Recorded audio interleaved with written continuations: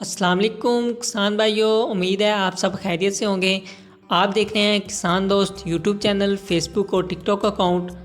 आज की वीडियो में हम एक ऐसे छोटे जानदार के बारे में बात करेंगे जिसकी मौजूदगी हमारे ज़मीन के लिए बहुत ज़रूरी है।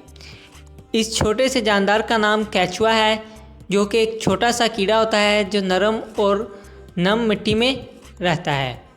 ये ज़मीन की गहराइयों तक सुरंगें बनाता है और यही सुरंगें ज़मीन में हवा और पानी का रास्ता बनाती हैं। इसकी मौजूदगी ज़मीन की सेहत की अलामत है।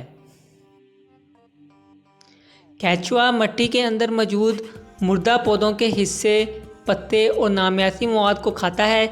ये सब इसके जिस्म के अंदर हज़म होकर कुदरती खाद यानी वर्मी कंपोस्ट की शक्ल में बाहर आता है, जिसे हम हिम्स कहते हैं। ये हिम्स ज़मीन को ज़रख़ेज़ और ग़िज़ाइयत से भरपूर बनाती है।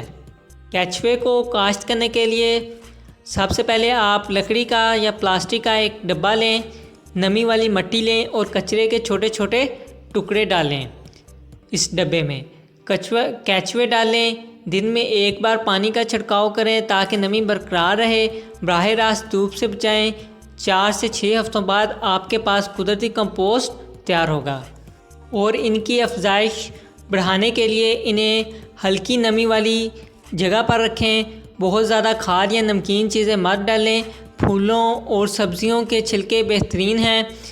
अगर दर्जा हरारत ज़्यादा हो जाए तो सायादार जगह पर रखें।